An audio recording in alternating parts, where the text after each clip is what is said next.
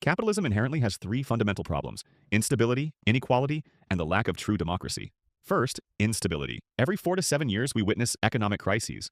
Look at the 2008 crisis, the COVID crisis, and now global inflation. These crises emerge from the very nature of the capitalist system, not from external events. Millions lose their jobs, lose their homes, and have their futures ruined. Accepting this level of instability in economic life is irrational. Second, inequality. Today, the world's wealthiest individuals like Elon Musk, Jeff Bezos, and Mark Zuckerberg possess more wealth than half the world's population. With just half the wealth of these few people, we could solve the problems of hunger, water scarcity, and illiteracy for billions of humans. Third, and perhaps most importantly, the absence of democracy in the economy. We've removed kings from political power, but in the workplace, we still operate like a monarchy. Managers and shareholders like kings make all the decisions: what gets produced, where it's produced, with what technology, and where the resulting profits go. The majority of people, workers, and employees have no voting rights in these decisions. New socialism, not the old Soviet-style models, calls for democratizing the workplace. Imagine a company where all employees have a vote in important decisions. Would such a company set the CEO's salary at 300 times that of an ordinary worker? Would it decide to move production to a country with lower labor costs regardless of the impact on the local community? Successful examples like the Mondragon Corporation in Spain show that workplace democracy is not only possible but can be very sustainable and efficient. History has shown that every system, from slavery and feudalism to capitalism, was born, evolved, and died.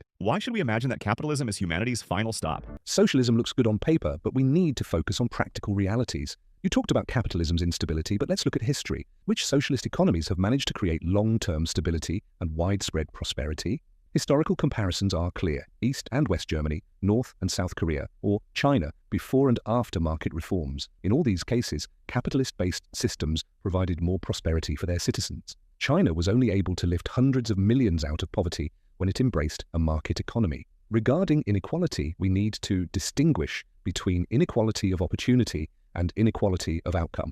Sure, people like Musk have enormous wealth, but did they steal this wealth from others or obtain it by creating value?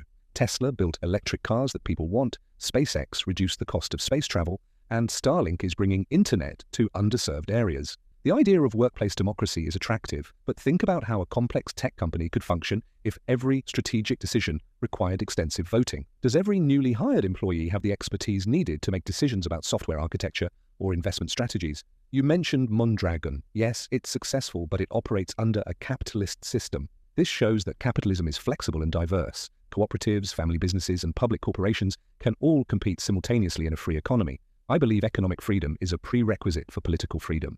When the government or any other centralized institution takes control of economic resources, it gains excessive power.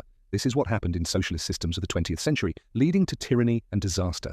Capitalism isn't perfect, but it is reformable. We can have policies to strengthen competition, fight monopolies, and create social safety nets without shutting down the engine of innovation and economic